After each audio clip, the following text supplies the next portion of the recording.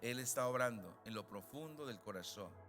Este mensaje entonces nos recordó que la fe verdadera no se define por la ausencia del dolor, sino por la decisión de seguir creyendo al Señor aún en medio de esa situación difícil. Hoy vamos a dar un paso más en este caminar espiritual.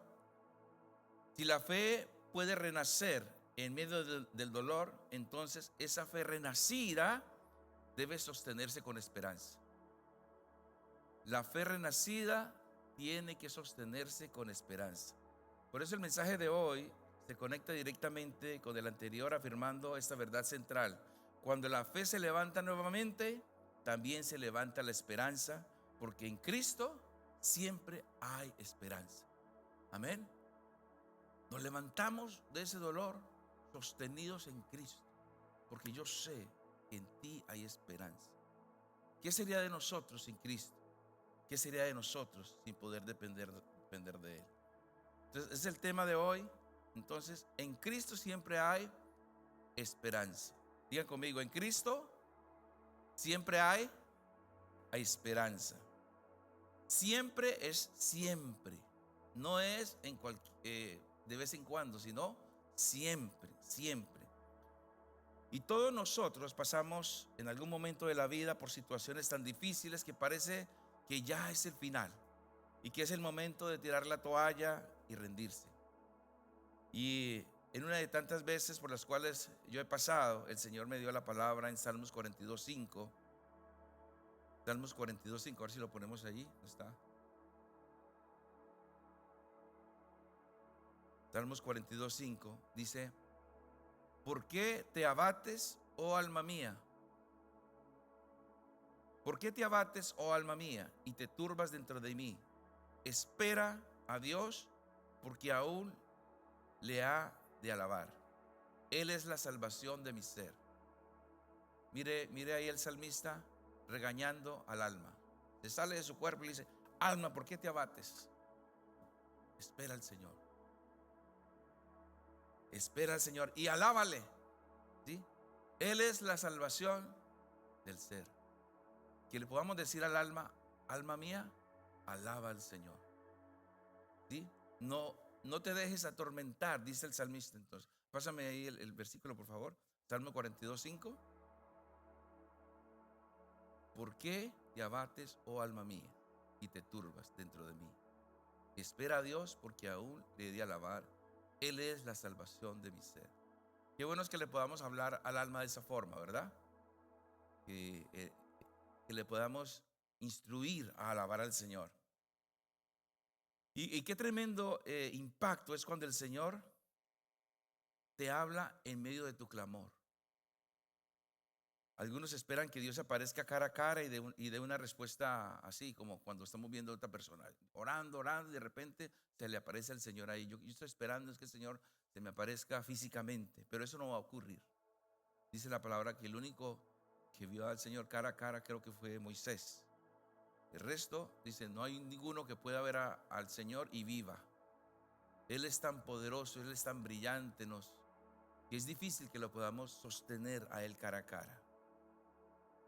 Por eso el Señor se manifiesta a través de su palabra, porque a través de su palabra nosotros podemos ver a Cristo.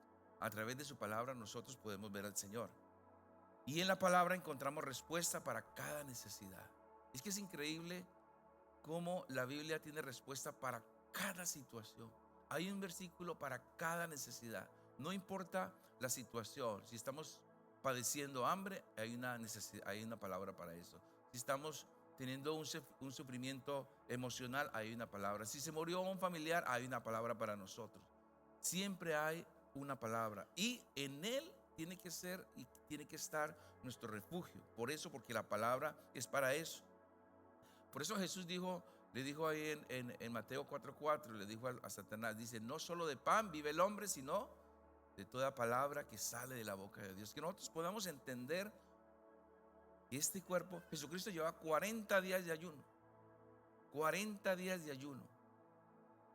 Y lo más natural es que el cuerpo esté pidiendo comida, pero le está diciendo: mira, ¿me puedo quedar todo el resto de mi vida sin comer? porque a mí me sostiene la palabra de Dios. Se necesita mucha fe, obviamente, para llegar a ese punto. Pero es tremendo que no solo de pan vive el hombre, sino de toda palabra. Y entonces, cuando esa palabra hace rema en nuestro corazón, no hay más que hacer sino creerla, no hay más que hacer sino vivirla, y no hay más que hacer sino esperarla. Esperar en esa palabra. Creerla, vivirla y esperarla. Repita conmigo: creerla, vivirla y esperarla. Te cuento de una historia de la vida real de una pareja. Se llamaban María y Daniel, quienes llevaban 12 años de casados. Tuvieron 2 hijos, pero como sucede en muchos hogares, las presiones económicas, los celos, las heridas que no han sido sanadas terminaron por destruir esa relación. Después de 12 años de casados. Entonces Daniel se fue de la casa y comenzó otra vida, y una vida con otra mujer. María se quedó devastada. Muchos le decían: sigue con tu vida, olvídalo, consíguete a otro hombre, no hay vuelta atrás, deja que eso ya no tiene remedio. Pero en su corazón sentía de parte de Dios que no todo había sido terminado. Sentía en su corazón una fortaleza, una fe, una confianza de que algo podría ocurrir. Y en vez de escuchar esas palabras de las personas, se aferró a la oración. Empezó a orar. Cada madrugada, antes de ir al trabajo, oraba por su esposo. En todo momento, al acostarse, oraba por su esposo. Y oraba especialmente por la restauración. Imagínese usted, ya un hombre se fue, ya está organizándose su vida con otra mujer y ella sigue ahí. Y allí estuvo durante 5 años. Y en esos 5 años no hubo señales de nada. 5 años. Ni un mensaje de ese hombre, ni una llamada. Este hombre se había casado ya con otra mujer. Pero un día, completamente quebrado por dentro, Daniel apareció a la puerta. Daniel tocó la puerta de la casa de María. Había perdido todo su negocio. Estaba en un problema de salud física y también un problema de salud emocional. Y hasta perdió la nueva relación que tenía. Llegó allí llorando y diciendo: no sé qué me ha pasado, pero lo único que sé es que en todo este tiempo he sentido que debo volver a casa. Y este hombre volvió a casa. Ese día comenzó ese proceso de restauración. María le perdonó, encontró respuesta a su oración. El Señor fue fiel a su perseverancia. Y hoy Daniel y María sirven juntos al Señor en su iglesia como líderes de matrimonios restaurados. Los preparó para un ministerio tremendo. Mira, las estadísticas son aterradoras. 3 de cada 5 matrimonios en Estados Unidos se divorcian antes de los 3 años o 4 años. Las estadísticas son terribles. El diablo está destruyendo los hogares, las familias. La palabra dice que el diablo vino para robar, matar y destruir. Y nosotros entendemos que la familia es la célula de la sociedad. Y cuando hablamos de célula, qué bueno esa analogía, ¿verdad? Porque célula, si lo llevamos al cuerpo, entonces una célula sana da un cuerpo sano. Porque las células forman órganos. Y los órganos forman sistemas. Y los sistemas forman el cuerpo. Entonces, una célula dentro de un órgano genera un cáncer que daña todo el cuerpo y mata a las personas. Entonces, hogares en la sociedad que son destruidos son cánceres que están haciendo daño y destruyendo. Y mire, esa pareja fue llevada a ese extremo para convertirse en lo que hoy son. Así que, mi querido hermano y hermana, tal vez hoy has venido con el corazón cargado, no sé cuál es la situación de tu vida, aquí en este grupo, los que están viéndolo por la red. Tal vez un hijo anda lejos, un esposo o una esposa que aún no conocen a Cristo. Quizás enfrentas una enfermedad, tal vez enfrentas un problema económico o tal vez enfrentas un juicio legal que parece imposible de superar. Y hoy nosotros, al terminar este servicio, vamos a interceder para que esa espera que tú tienes en esa situación no tenga que ser de 5 años, que sea pronto, que sea en este año. Que el año 2026 sea el año del rompimiento. Amén. Vamos a pedirle al Señor que tu situación se resuelva pronto. Dile a la persona que está a tu lado, vamos a pedirle al Señor que tu situación se resuelva pronto. Y mis hermanos, hoy vengo de parte de Dios a decirle algo. Hoy vengo de parte de Dios a decirte algo. Que en Cristo hay esperanza. En Cristo hay esperanza. Nuestra esperanza está en Cristo. Nuestra esperanza, Él es la roca de nuestra salvación. Nuestra esperanza está en Cristo. Amén. No importa qué tan oscura parezca el panorama, no importa cuántas lágrimas hayas derramado, Dios no ha terminado contigo. Porque el que empezó la buena obra, la llevará hasta el final. Él empezó y Él lo va a terminar. Contigo es un proyecto de vida, es un proyecto de restauración. Y Él te quiere llevar a la excelencia. Los que retrasamos somos nosotros, porque fallamos, porque somos inconstantes, porque no obedecemos, porque no somos perseverantes. Pero si fuéramos perseverantes, si no falláramos al Señor, si fuéramos obedientes, más rápido viene la bendición. Tercera de Juan 1:2 dice: amado, yo deseo que ustedes prosperen en todo y tengan salud, así como prospera su alma. Y dice ahí, yo deseo que ustedes prosperen en algunas cosas. No, dice en todo, pero ante todo quiero que prospere su alma. Es que en el alma está todo. Están nuestros pensamientos, nuestras emociones y nuestra voluntad. El alma es nuestro verdadero yo. Y el Señor quiere que prosperemos en el alma para que podamos prosperar en todo. Porque ese es el deseo de Dios. Amén.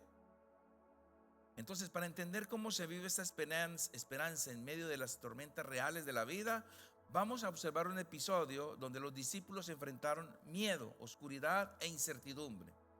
Allí aprenderemos principios de discipulado que nos enseña cómo caminar por fe cuando todo parece perdido. Y para esto, la lectura va a ser en Mateo 14, 22 al 33. Es un texto bastante largo. Yo lo voy a resumir porque luego vamos a volver en el desarrollo del mensaje en algunos versículos claves. ¿Qué es lo que dice ahí en esa porción entre el 22 y el 33? Esta porción relata cómo Jesús envía a sus discípulos en una barca mientras Él ora, y en medio de la noche, cuando el viento es contrario y las olas azotan la embarcación, Jesús se acerca caminando sobre el mar. Y imagínense lo impresionante. Jesús se aparece en medio del mar. El mar estaba embravecido. Era una noche de mucho viento, de muchas olas. Y de repente, en medio de la oscuridad, se aparece como con un espanto allí caminando sobre el agua y acercándoles a ellos. Y ellos ahí, aterrados, preguntan: ¿quién eres? Y Él dice: yo soy. Yo soy. Los discípulos aterrorizados piensan que era un fantasma, pero Él se revela diciendo: yo soy, no teman. Yo soy. ¿Y sabe qué pasa ahí? Cuando lo ve allí caminando, el impulsivo, la persona ahí que siempre está ahí respondiendo de una forma diferente a los demás: Señor, si realmente eres tú, haz que yo pueda caminar sobre el agua y llegue donde ti. Entonces el Señor le dice: ¿quieres hacerlo? Ok, ven, camina. Y entonces él sale allí, pone sus pies sobre el agua con temor. Imagínese usted el mar que puede tener, no sé, 7 o 10 metros de profundidad. Y de repente se da cuenta que no se hunde, y luego pone el pie y no se hunde, y empieza a caminar, y empieza a caminar, y empieza a sentirse como, wow, un Superman, ¿verdad? Caminando sobre el agua. Y yo creo que mira a los demás, haciéndoles alguna señal de que está haciendo algo increíble. Y empieza a caminar en la dirección de Jesús. El Señor lo está esperando. Y mientras va caminando fijo a Jesús, todo va bien, todo marcha bien. Y va caminando, y de repente aparecen los vientos a soplar fuerte, las mareas y todo el viento, y empieza él a sentirse como incómodo, y empieza a mirar a los lados, y de repente se hunde. Y cuando se hunde, dice: Jesús, sálvame. Se estaba hundiendo. Y allí, no sé si está en la otra imagen, pues no tengo otra imagen. Allí aparece entonces Jesús extendiendo la mano y sacándole del agua. ¿Y sabe lo primero que le dice a Jesús? Ay, Pedro, hombre de poca fe, ¿por qué dudaste? ¿Por qué dudaste? El enfoque del texto no es la tormenta, sino la revelación progresiva de Cristo y la formación de la fe de sus discípulos. Entonces, este pasaje ocurre después de un milagro público. Venían ellos de experimentar y ver el milagro de la multiplicación de los panes y los peces, alimentando a 5,000 personas. Imagínense, tremendo milagro de alimentar a tantas familias con solamente 3 panes y 2 peces. Y a pesar de eso, se les presenta para que puedan saber después de eso que confíen, y hay una situación ahí de duda. Y eso nos enseña que estar en la voluntad de Dios no nos exime de tormentas. Siempre van a haber dificultades. Entonces, con base en este texto, veamos qué nos quiere enseñar el Señor hoy el desarrollo de esta enseñanza. En primer lugar, el primer punto es: no mire las circunstancias, miras al Dios de las circunstancias. No miremos las circunstancias. No vengamos al Señor, ¿sí?, no diciéndole que tenemos un problema muy grande, sino que le digamos al problema que tenemos un Dios grande. Amén. No vengamos al Señor en esa situación. Ahí en Mateo 14, 29 al 30, ese sí quiero que me lo ponga allí en la pantalla. Vamos a mirarlo directamente en la palabra. Enseguida le respondió Pedro y dijo, a ver, es el 28. ¿No te aparece el PowerPoint? Está en el 28. Entonces le respondió Pedro y dijo, si eres tú, manda que yo vaya a ti sobre las aguas. Y él dijo, ven, Pedro. Descendió de la barca, caminó sobre las aguas y fue hacia él. Pero al ver el viento fuerte tuvo miedo y comenzó a hundirse. Entonces gritó, Señor, sálvame. En esta experiencia, el énfasis del pasaje no está en la capacidad de Pedro, sino en la autoridad de la palabra de Cristo pronunciada en medio del caos. Cuando Jesús dice ven, esa palabra nace del contexto de su soberanía sobre las fuerzas que atemorizaban a los discípulos. Mientras Pedro mantenía su mirada en Jesús, caminó sobre aquello que en condiciones naturales le hundiría. Entonces, el mensaje central de ese versículo es que la fe se sostiene mientras permanece anclada en la revelación de quién es Cristo y no en la intensidad de la circunstancia. Cuando entendemos que caminar por fe implica obedecer la palabra de Jesús, aun cuando las circunstancias no son favorables, aun cuando las circunstancias no son seguras a nuestros ojos. Así como Pedro caminó sobre el agua mientras mantuvo su mirada en Cristo, nosotros vamos a avanzar con estabilidad espiritual cuando nuestras decisiones se basan en la palabra de Dios y no en el temor que producen los problemas, no en el temor que producen las presiones económicas, no en el diagnóstico médico que es contrario y no en los conflictos familiares. Entonces, en la práctica cotidiana, este pasaje nos enseña que la fe se vive paso a paso, confiando, se vive perseverando y se vive manteniendo el enfoque en Jesús. Cuando Pedro perdió el enfoque en Jesús, empezó a hundirse. Pero también nos muestra que si fallamos y nos comenzamos a hundir a causa del miedo, siempre podemos clamar al Señor, porque Él extiende su mano para sostenernos. No importa qué tan profundo, qué tan hondo hayamos sido nosotros en ese miedo, podemos clamar al Señor y Él nos va a responder. Amén. Entonces, qué interesante es la enseñanza que nos trae. El Señor extendió su mano y Él extiende su mano para sostenernos y extiende su mano para restaurarnos, para que nosotros podamos andar en seguridad. Te cuenta el caso de un padre creyente que recibe la noticia de que su hijo ha sido arrestado. Tremenda noticia para un padre, ¿verdad? Que su hijo haya sido arrestado, esté metido en problemas. Y pasa mucho en este país, porque los muchachos en el high school, cuando se relacionan mal, y la mayoría de los casos están mal relacionados, empiezan a dejarse influenciar y hacer cosas indebidas. Todos los que somos padres, que hemos sido padres de adolescentes, sabemos lo que estamos hablando. Y uno en la adolescencia se cree que sabe más que Dios, ¿no? Que todo lo que uno hace, lo hace bien.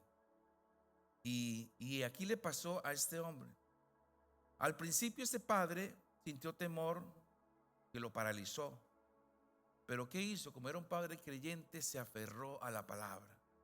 Oró diariamente, oró confiado al Señor. Su hijo estaba encarcelado, no sabía lo que iba a pasar, iba a tener cortes. Y con el tiempo ve él como Dios, incluso en ese proceso, trae arrepentimiento y restauración a su hijo. Era un hijo rebelde, pero Dios utilizó esa circunstancia para que este hijo, en medio de ese miedo y de esa angustia y de esa incertidumbre, clamara a Dios. Entonces, la circunstancia no cambió de inmediato, pero su fe permaneció firme al mirar a Cristo. La fe de ese padre produjo ese milagro. Mis hermanos, muchas veces tenemos que dejar que Dios obre en nuestros seres queridos que son rebeldes. A veces nosotros como padres nos queremos meter en el camino, porque la verdad que somos alcahuetas en muchas cosas, pero si dejamos que el Señor obre, Él va a hacer la obra de una forma correcta. Porque el ateo es ateo hasta que está allí muriendo de cáncer terminal. En ese momento, cuando está en el umbral de la muerte, empiezan sus dudas, sus temores, la incertidumbre. ¿Qué tal si sí? ¿Qué tal si todo lo que me dijeron era cierto, de que yo iba a ir al infierno? ¿Qué tal si sí? Empiezan los temores. Mis hermanos, nos toca estar acostados muchas veces mirando al techo en un hospital para poder reconocer y buscar del Señor. Son los momentos de crisis en donde el Señor aprovecha para nuestra restauración. Por eso es tan importante visitar a la gente en los hospitales, porque ahí encuentros, si usted quiere tener éxito en el evangelismo, ¿sí?, vaya a los hospitales para que vea a la gente en necesidad, buscando de Dios.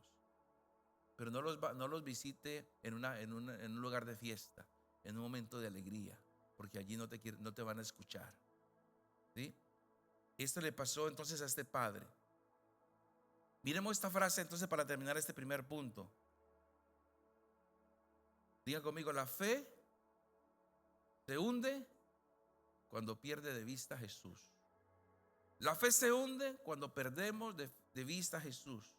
Entonces, ¿cuál es el mensaje? Que no perdamos la mirada en Jesús para que nuestra fe no falle.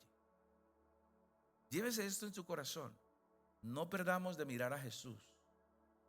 No dejemos de mirar a Jesús para que bueno, eso no lo tenía aquí previsto, pero me trae a la memoria del Señor es en este momento una situación que pasó allá con los israelitas, una mortandad tan grande que no se podía detener, y el Señor les hizo hacer un asta para que con una señal allí. Dice, miren a lo que yo les acabo de mandar, y todo el que mire allí, ¿sí?, va a ser sanado. Y la mortandad se paró, como una señal de que hay que mirar a Dios en medio de las circunstancias. Entonces no perdamos la mirada en Jesús. Pedro dejó de mirar a Jesús y se hundió, ¿sí? Vamos al punto 2. Aún en la oscuridad, Dios sigue trabajando. Y lo cantamos ahora. Ese canto no era para ese momento, pero por el Señor lo hizo traer, porque definitivamente era parte del tema. Aún en la oscuridad, Dios sigue trabajando. Mientras nosotros dormimos, el Señor trabaja. El Señor no necesita dormir como nosotros, porque nosotros tenemos un cuerpo que se cansa, un cuerpo que no aguanta. Y gloria al Señor por el descanso. Qué bueno es que cuando usted se puede acostar y dormir inmediatamente. Hay gente que tiene dificultad y tiene que tomar pastillas para descansar. Pero qué bueno es que usted cae como una piedra. Se pone horizontal y a los segundos ya está usted en la estratosfera, bien dormidito. Qué bueno, eso es salud. Descansar es salud. Sí, el cuerpo necesita descanso. Nosotros necesitamos descansar. Mientras nosotros dormimos, el Señor está trabajando.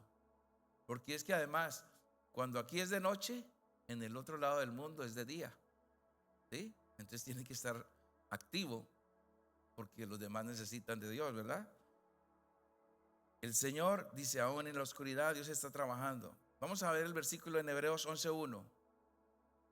Hebreos 11:1. ¿Qué dice? La fe es la constancia de las cosas que se esperan, la comprobación de los hechos que no se ven. La fe es en otra versión dice, la fe es la certeza, ¿sí? ¿Se lo sabe alguno por allí en la otra versión? La fe es la certeza de lo que se espera, la convicción de lo que no se ve. La fe es la certeza, es la constancia de lo que se espera. La certeza, fe es tener certeza. No es una fe ciega, es una fe en donde tú sabes que Dios existe. En donde tú sabes que Dios va a responder. En donde tú sabes que no importa lo que pase, Dios está allí. Ese nivel de fe es el que el Señor quiere que desarrollemos. Es la certeza de lo que se espera, una convicción de lo que no se ve. Estar convencido de que Dios es real aunque no lo veamos. Estar convencido de que Dios estuvo en aquella situación en la cual nosotros estuvimos angustiados y Él respondió. Estar convencido y darle gloria a Dios por esto. Al final, unas hermanas van a dar testimonio de esto, que realmente es impactante. Cómo Dios realmente obra y sigue obrando. Y necesitamos nosotros tener fe en que Dios va a obrar. Amén. Y dice ahí la certeza. Entonces este versículo de Hebreos 11 define la fe dentro del contexto de una exhortación a creyentes que estaban enfrentando persecución, estaban enfrentando un cansancio espiritual y estaban teniendo la tentación de retroceder. ¿A cuántos nos ha pasado que muchas veces en una situación tan difícil llega la duda de si será que mejor tiro la toalla y ya, no vuelvo más, no oro más, no busco más de Dios? Y eso estaba pasando allí. Por eso el autor presenta la fe no como un sentimiento subjetivo, sino como una certeza firme, ¿sí? Un fundamento, una sustancia de lo que se espera y una convicción segura, ¿sí? Una evidencia, una prueba de lo que aún no se ve. En el sentido bíblico, la fe es la confianza activa y perseverante de las promesas de Dios, aun cuando no existen pruebas visibles que la respalden, porque se apoya en el carácter fiel de Dios y se apoya en su palabra, porque su palabra es verdad, porque Dios no miente. Amén. Su palabra es verdad. Él no miente. El mensaje central del versículo es que la fe permite vivir hoy con seguridad respecto al futuro que Dios ha prometido, sosteniendo al creyente en medio de la incertidumbre, en medio del sufrimiento y en medio de la espera, sabiendo que lo invisible para los ojos humanos es completamente real y seguro delante de Dios. Y si usted mira un poco más el contexto de ese versículo en hebreo, dice que lo visible proviene de lo invisible. Lo visible proviene de lo invisible. Estaba leyendo un enunciado de Elon Musk esta semana, ¿sí? En donde decía que la fe, que la energía es la base de todo. La energía es la base de todo. Y es real. Nosotros aquí estamos como con una pila de atrasito aquí, como los muñequitos que le ponen una pila para que puedan caminar. Nosotros andamos con una pila para que podamos caminar. Y de repente la pila falla y dejamos de caminar. ¿Y sabe de dónde proviene esa pila? De la energía que comemos en los carbohidratos. Los carbohidratos son fuente de energía. ¿Y cómo se hacen los carbohidratos? Se hacen en las hojas de las plantas, ¿sí? Agarran agua, la chupan de abajo, agarran dióxido de carbono, agarran energía del sol, empaquetan la energía, entonces forman una molécula que es un carbohidrato. La energía quedó empaquetada. Cuando la consumimos, vuelve y libera el dióxido de carbono, vuelve y libera el agua y queda la energía. ¿Qué hace la energía? Nos produce movimiento. Venimos de la energía y la energía, la luz que proviene, que es la energía, se convierte en materia y la materia se convierte en energía. Entonces, por ahí vino alguien. Entonces dice, ¿quién ve la luz? ¿Se puede ver la luz? Solamente la podemos sentir, pero no la vemos. Podemos sentir la luz, pero no podemos decir aquí la estoy viendo, tiene forma. Pero la sentimos, sabemos que está allí. Y así dice la palabra que lo visible proviene de lo invisible. La ciencia ha descubierto que todo, y Jesucristo, el Señor dijo en Génesis, en el principio, ¿sí? Y cuando Dios creó, hágase la luz, y la luz fue hecha. El Señor es luz, y de Él proviene la vida. Entonces, nosotros provenimos de lo invisible, y lo invisible,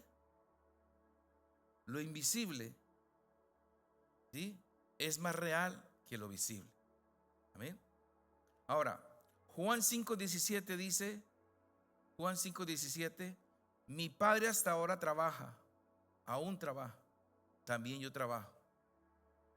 Y este versículo tiene un contexto, ese se da en el contexto de una fuerte confrontación después de que Jesús sana a un hombre que llevaba 38 años enfermo en el estanque de Betseba, realizando ese milagro en el día de reposo. Y los líderes judíos acusaban a Jesús de violar el sábado, entendiendo que sanar, ¿sí?, equivale a trabajar. ¿Por qué sanas a este hombre si es día de reposo? No te pongas a trabajar como si fuera un consultorio médico, ¿sí? No puedes hacer eso. Y lo criticaban. Y en respuesta Jesús declara esta palabra. Dice, mi Padre ahora trabaja y yo también trabajo. Dando a entender que la obra de Dios no está limitada por los ritos humanos ni por las interpretaciones legalistas de la ley. Y con esta declaración Jesús revela dos verdades centrales. Primero, que Dios nunca ha dejado de obrar en favor de su creación, ni siquiera en el día de reposo. y que Dios nunca ha dejado de obrar en favor de su creación, ni siquiera en ese tiempo. Y segundo, que Él mismo actúa con la misma autoridad y naturaleza del Padre, colocándose en igualdad de Dios. O sea, mi Padre trabaja y yo trabajo, por tanto, si Él trabaja, yo tengo que trabajar.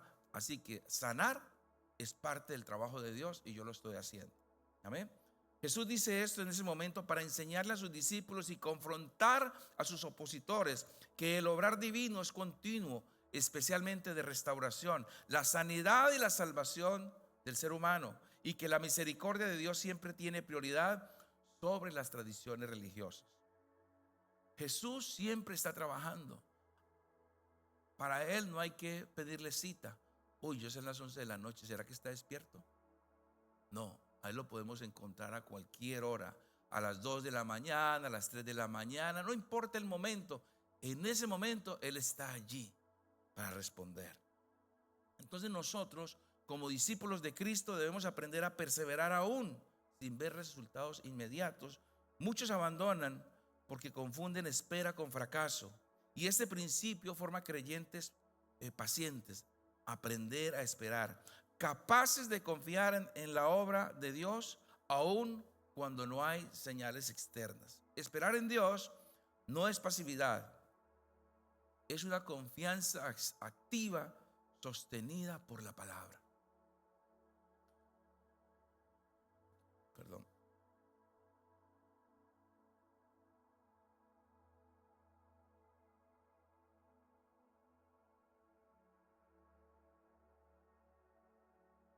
Te cuento de una mujer que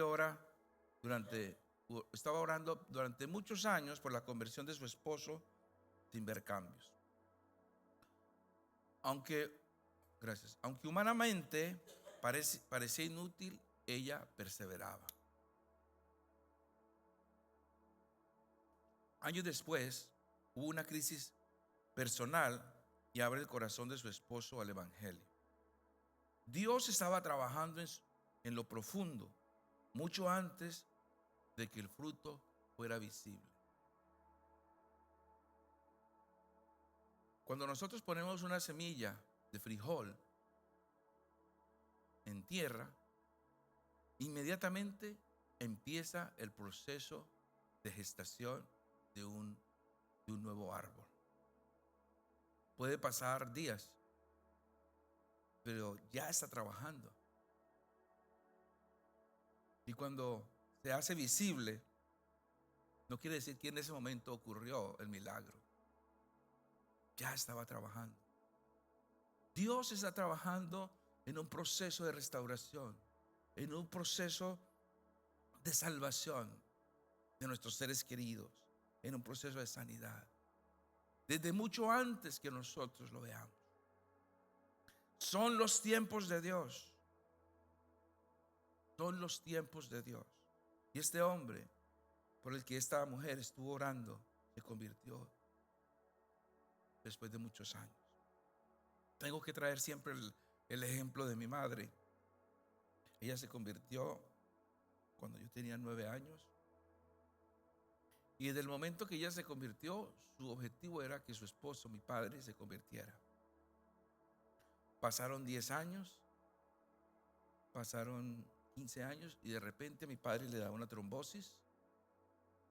Y cuando le dio la trombosis, ya paralizados, sin poderse mover un solo lado, empezó mi madre atendiéndole, dándole la comida con cuchara. Ese hombre arrogante, ese hombre grosero, ese hombre que no creía, que criticaba lo que hacía mi madre, tuvo que doblegar su corazón. Y desde ese momento, 3 años antes que mi madre muriera, se entregó al Señor.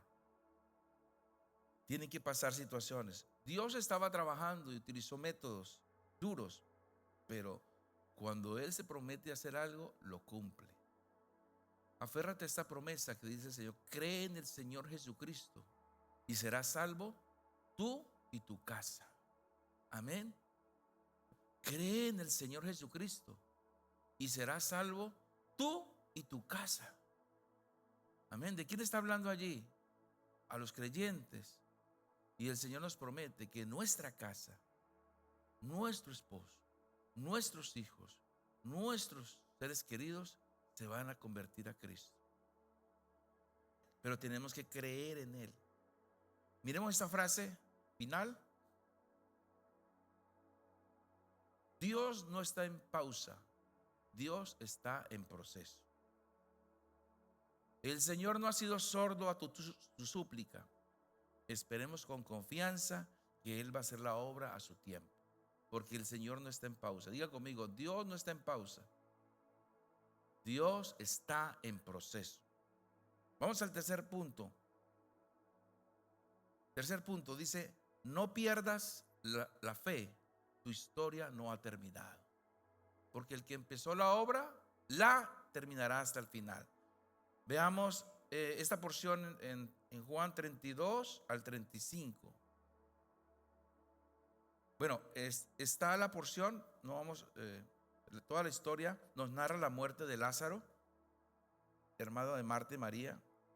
Jesucristo entonces es avisado de su muerte y regresa de donde está, y cuando llega, entonces allí María, quien se encuentra en mucho dolor por la muerte de su hermano, dice: cuando María llega al lugar donde estaba Jesús y lo vio, se postró a sus pies diciéndole: Señor, si hubieras estado aquí, no habría muerto mi hermano.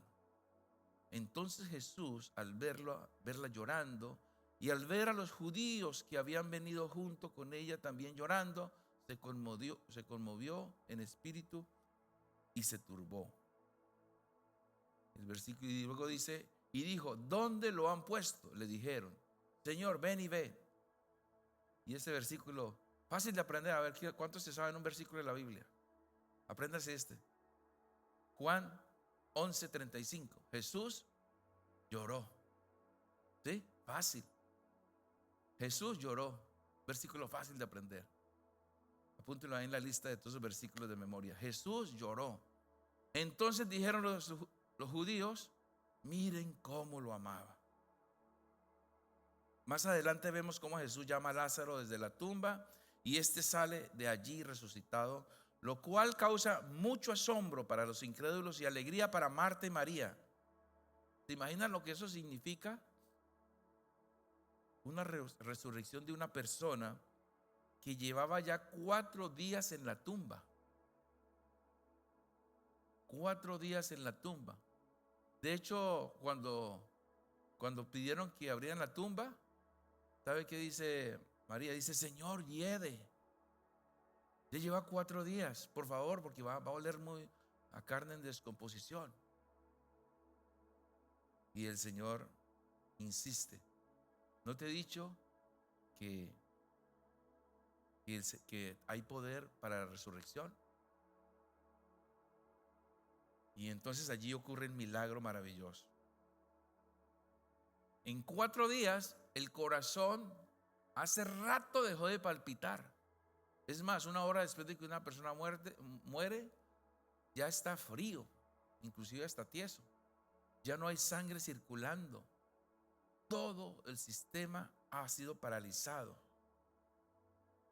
Tu cuerpo ya murió. Pero allí ocurre el milagro. Jesús hizo el milagro.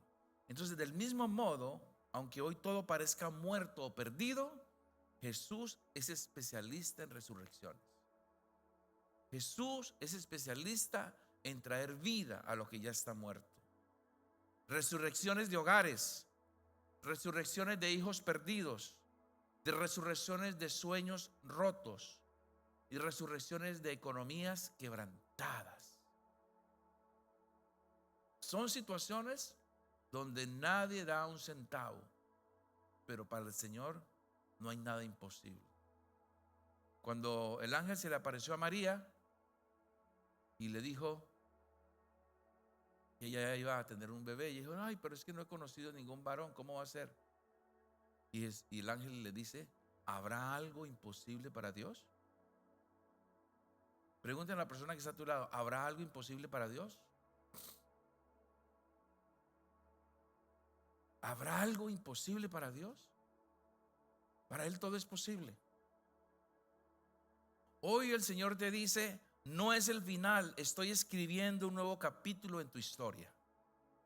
estoy escribiendo un capítulo en tu historia. Si algo tenemos que salir de aquí nosotros convencidos es que no ha terminado el Señor. Él está escribiendo un nuevo capítulo en nuestra historia. Dice allí, Jesús lloró. Ese llanto de Jesús frente a la tumba de Lázaro revela que Dios no es indiferente al dolor humano. El Señor se conmovió. Jesús se conmovió. Jesús lloró. A Jesús le conmueve nuestro dolor. Le conmueve nuestro dolor. Si alguien está pasando una situación difícil, a propósito, un paréntesis, la familia Rivas está pasando por un momento de dolor.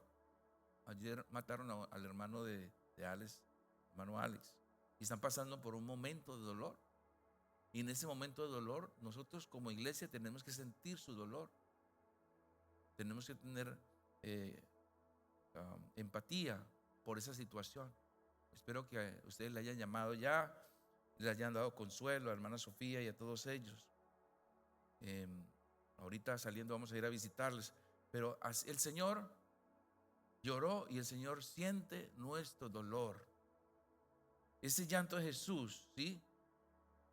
Revela el corazón de Dios, un corazón de misericordia.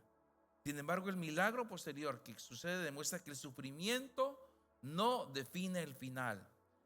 En la narrativa bíblica, cuando todo parece terminado, Dios suele manifestar su poder con mayor claridad. Mientras más difícil sea el problema, más interesante es para el Señor presentarse y mostrar su gloria. Tenemos a un Dios de los imposibles. Jesucristo es poder, Jesucristo es resurrección, Jesucristo es vida. ¿Cuánto le dan gloria a Dios por eso? Él es real, Él es vida, en Él está nuestra esperanza. Así que el discípulo cristiano debe aprender a vivir con esperanza de que aún lo que parezca ya perdido, Él lo puede reparar. Si algo el Señor quiere que aprendamos hoy nosotros como discípulos de Cristo, es que no hay nada que parezca perdido que para el Señor no pueda tener esperanza de resurrección. Amén. Debemos aprender que el fracaso, debemos aprender que la pérdida o la aparente muerte de un sueño no tiene la última palabra. Cristo redefine los finales y convierte los duelos en una plataforma de fe. Amén. Te cuenta del caso de un violinista muy famoso que después de terminar su concierto rompió accidentalmente una cuerda de su violín. No hay nada más incómodo para una persona que toca un instrumento que estar tocando y de repente se le revienten sus cuerdas o se le desafine su instrumento. La gente pensó que este violinista ya no podía seguir. No, pues se le reventó la cuerda del violín, ¿qué va a poder hacer? Pero ese maestro no se detuvo.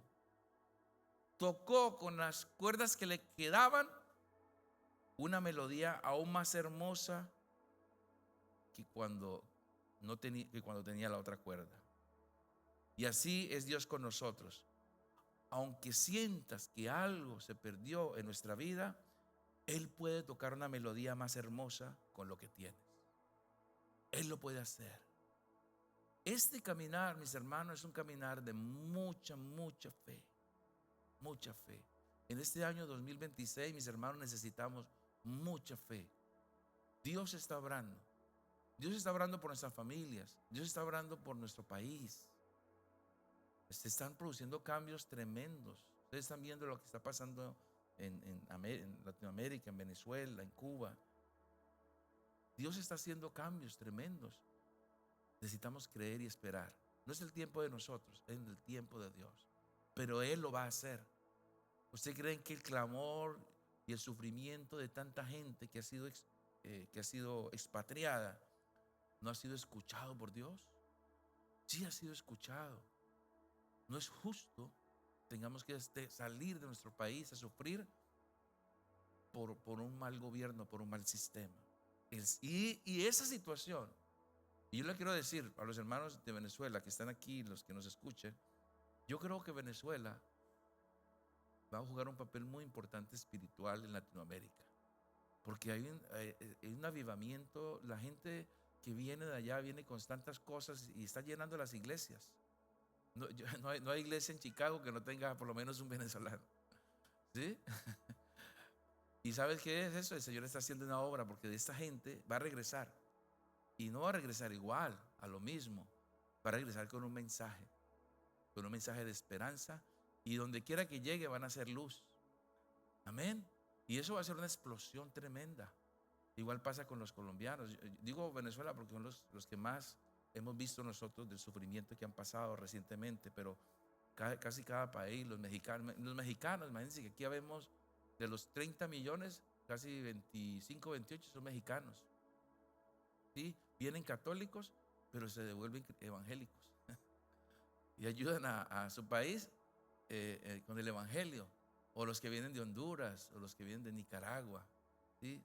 Los que vienen de Guatemala. Hay comunidades de todo lado, pero venimos aquí y regresamos con un mensaje de esperanza. Amén. Y es la única forma del Señor romper 500 años de mentiras, 500 años de falsas doctrinas, 500 años de corrupción. La única forma que el Señor está haciendo para que Latinoamérica se convierta en una nación de esperanza para el mundo es para que haya venido a un país que no es católico, que basa su enseñanza en base al evangelio bíblico y que se hizo grande de esa forma, para que nosotros lleguemos de aquí y llevemos un mensaje diferente. Amén.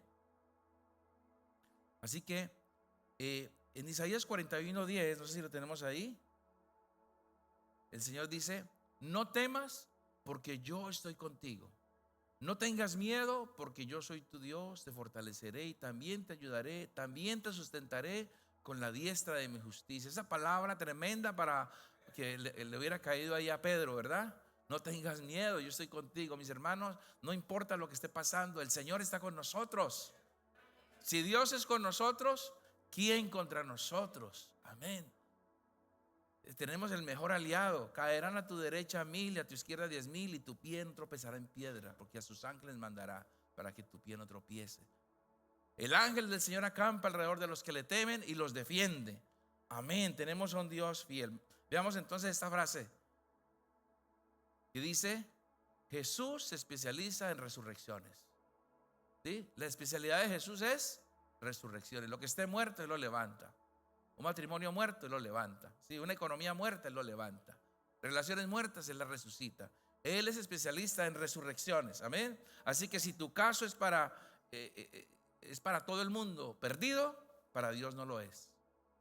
Para Dios no lo es. No te canses de clamar por esa necesidad que parece perdida.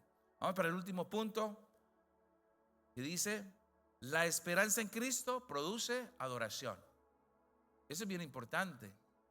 Nosotros cantamos al Señor porque estamos agradecidos, porque tenemos esperanza en Él. Amén.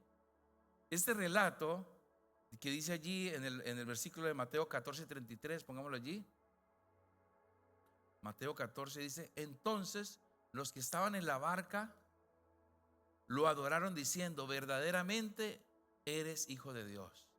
Imagínense, después de verlo caminar en el agua, de ver esa situación de Pedro que se hundía y lo levanta, y luego llega caminando y le dice al mar que está embravecido: calma. Y se calma. ¿Qué produce los milagros de Dios en nosotros? Adoración. Mis hermanos, todo lo que pasa en nuestra vida debe producir adoración. Adoremos al Señor por lo que estamos viviendo, por el sol, por la comida, por el agua, por la protección. Todo lo que está a nuestro alrededor debe producir adoración. Amén.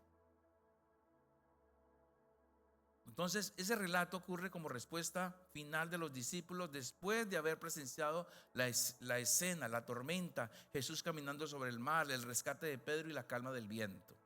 Entonces el texto dice: los que estaban en la barca le adoraron diciendo: verdaderamente eres Hijo de Dios. Entonces este versículo muestra que la experiencia vivida no solo produjo alivio, sino revelación. Los discípulos pasaron, ¿sí?, del temor y la confusión a una confesión clara de la identidad de Jesús. La adoración surge cuando reconocemos que Jesús no solo es un maestro, sino un hacedor de milagros. Que no solamente es el Hijo de Dios con autoridad sobre la naturaleza, sino que tiene autoridad para dar vida, para dar esperanza.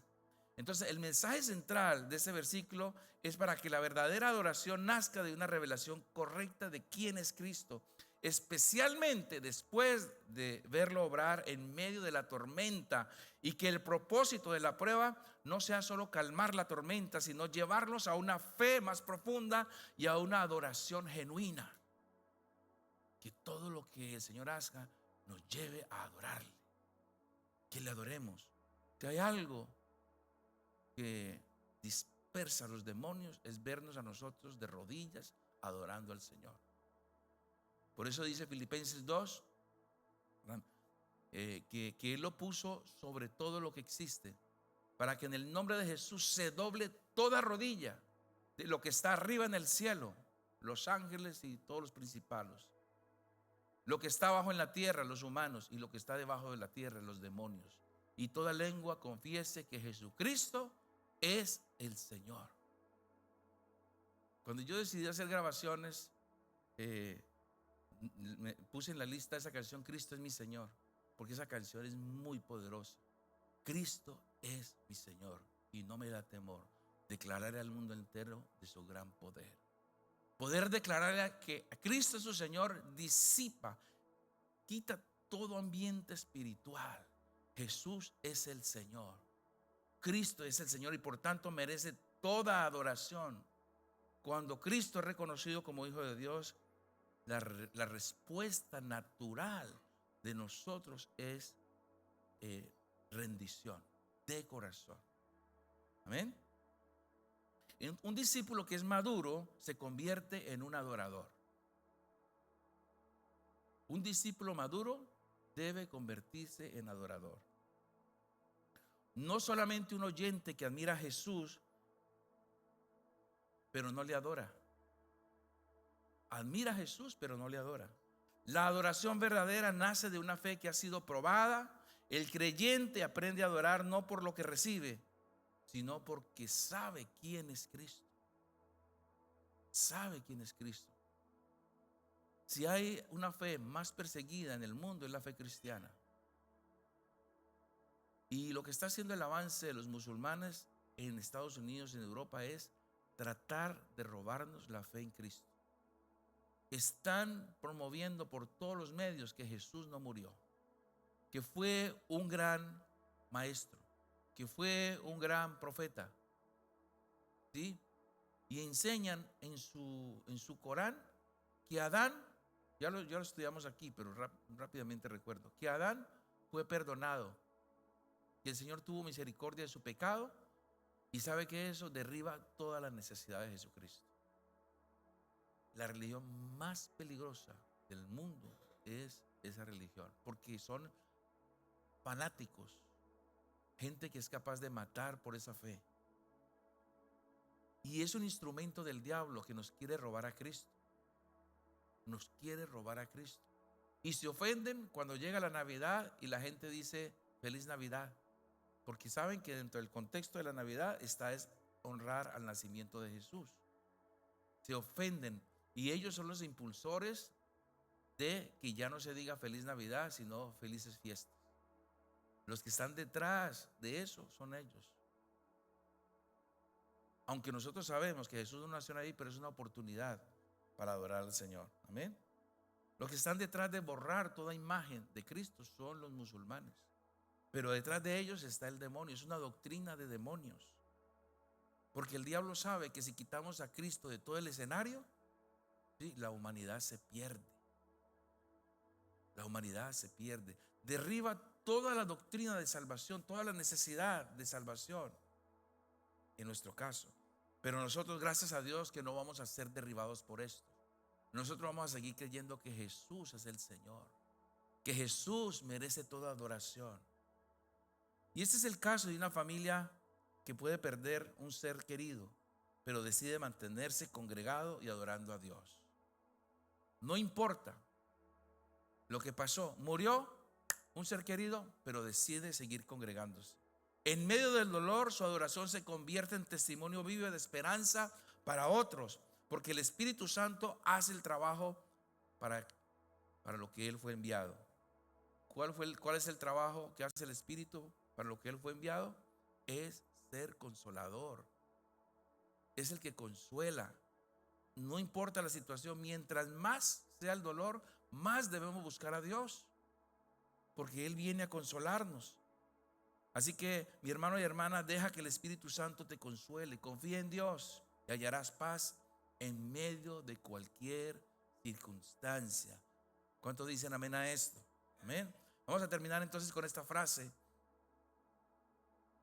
La verdadera esperanza siempre termina adorando a Cristo. Repitan conmigo. La verdadera esperanza,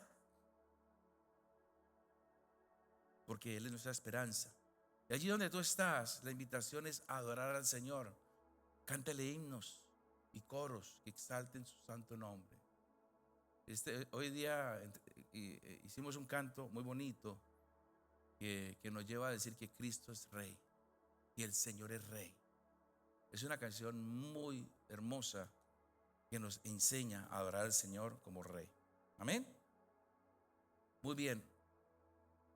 A mí se me apagó la computadora, entonces voy a ir con las notas que tengo acá para terminar.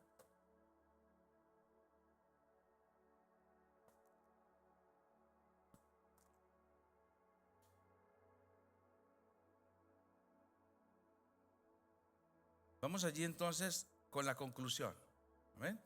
Vamos con la conclusión. Que Dios no ha terminado contigo. La espera no es pérdida de tiempo. La fe se fortalece en la tormenta y en Cristo siempre hay esperanza.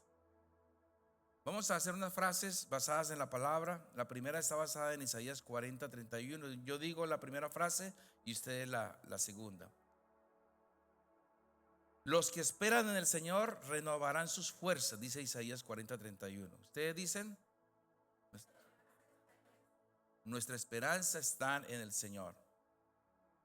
Puesto los ojos en Jesús, el autor y consumador de la fe, según Hebreos 12:2. En Cristo confiamos. El Señor está cerca de los quebrantados de corazón, según Salmos 34:18. En Él hallamos esperanza. Cristo en nosotros, esperanza de gloria, Colosenses 1:27. Nuestra esperanza vive, viva. Amén, amén, amén. Vamos a ponernos de pie.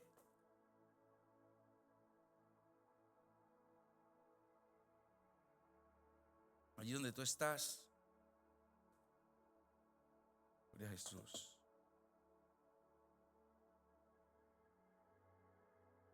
Vamos a meditar en lo que hemos aprendido el día de hoy. Tal vez hoy, allí donde tú estás, reconoces que hay áreas de tu vida donde la fe ha sido sustituida por el temor, la autosuficiencia o el desánimo. Quizás has confiado más en tus fuerzas que en la gracia de Dios, o has permitido que la duda gobierne tus decisiones. Hoy el Señor te invita a detenerte, a examinar tu corazón con honestidad y a volver a Él en arrepentimiento sincero. La palabra nos asegura en 1 de Juan 1:9 que si confesamos nuestros pecados, Él es fiel y justo para perdonar nuestros pecados y limpiarnos de toda maldad. El arrepentimiento no es condenación, es el punto de partida para una fe restaurada. Tal vez te has dado cuenta hoy de que llevas tiempo orando por un cambio, pero sin modificar hábitos, sin modificar actitudes o prioridades espirituales. Hoy el Espíritu Santo te confronta con una pregunta clara. ¿Estás verdaderamente dispuesto o dispuesta a cambiar? El Señor no solamente quiere darte una salida, sino que quiere transformarte en el proceso. La Escritura nos exhorta en Romanos 12:2 que no nos conformemos a este mundo, a este siglo, sino que seamos transformados por medio de la renovación de nuestro entendimiento, para que entendamos cuál es la voluntad de Dios, buena, agradable y perfecta.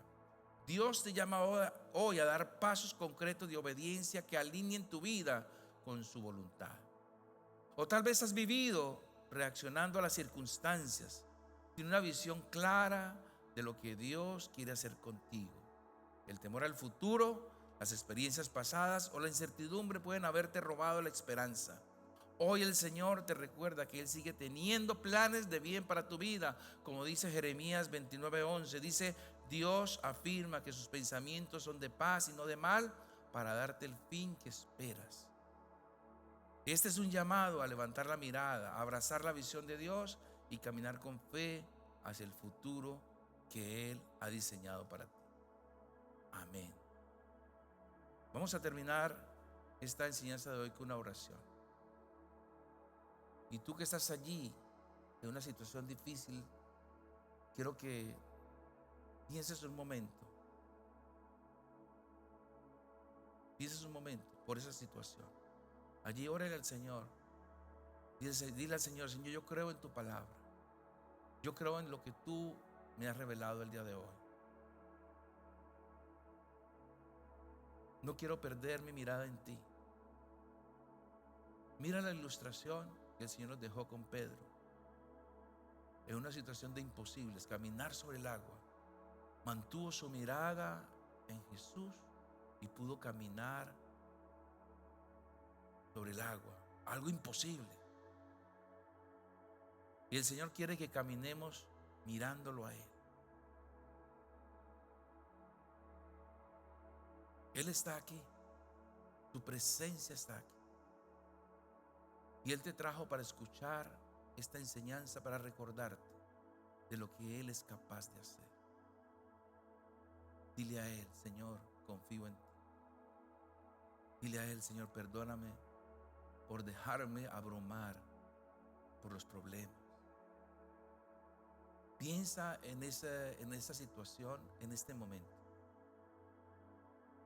Piensa en esa situación. Si quieres decirla en voz baja, dile: Señor, por mi situación económica. Señor, por mi matrimonio. Señor, por mi relación personal. Señor, por mis estudios. Señor, por mi trabajo. Él sabe. Solamente menciónalo y Él lo va a entender. Dile: Señor, quiero confiar en ti. Ayuda mi incredulidad. Quiero confiar en ti. Quiero creer en ti. Señor, lo pongo en tus manos. Haz el milagro. Resucita ese imposible. Quiero caminar con fe en ti. Quiero creer en ti. Dile. Señor, fortalece mi fe. Ayúdame. Padre mío, ayúdame. Ayúdame, Señor. En tus manos pongo mis proyectos. En tus manos pongo todo lo que hay en mi corazón, para que tú lo apruebes o lo desapruebes. Señor, cierra las puertas que se tienen que cerrar. Abre las puertas que se tienen que abrir. Señor, quiero ver tu mano obrando en mi vida. Dame la fe para esperar. Dame la fe para perseverar. Quiero seguir estando confiado en ti. Ayúdame, Señor. Creo en ti. Creo en ti. Y te adoro, Jesús, porque tú eres el Señor. Te adoro, Jesús, porque tú eres el Dios de milagros, el Dios de maravillas, el Dios de prodigio. Creo en ti.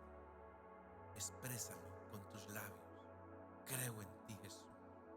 Creo en ti. En tus manos pongo toda esa situación en esta tarde. Quiero salir de aquí, Señor, fortalecido, confiando en ti. Fortalecido, Señor, en el nombre de Jesús. Afírmanos, Padre, nuestra esperanza en Cristo. Declaramos que nuestra historia no ha terminado, que tú haces nuevas todas las cosas y que nuestros procesos están en tus manos. Danos un corazón perseverante, una fe madura y una esperanza viva que glorifique tu nombre. Gracias, Jesús. Gracias, Jesús. Hoy decidimos volver a confiar plenamente en tu palabra, creyendo que tú sigues obrando aun cuando no lo veamos. Gracias porque en medio de nuestras tormentas tú te acercas, extiendes tus manos y nos sostienes. Oramos en Cristo Jesús. Amén, amén y amén. ¿Cuánto le dan gloria a Dios? Amén. ¿Podemos sentarnos?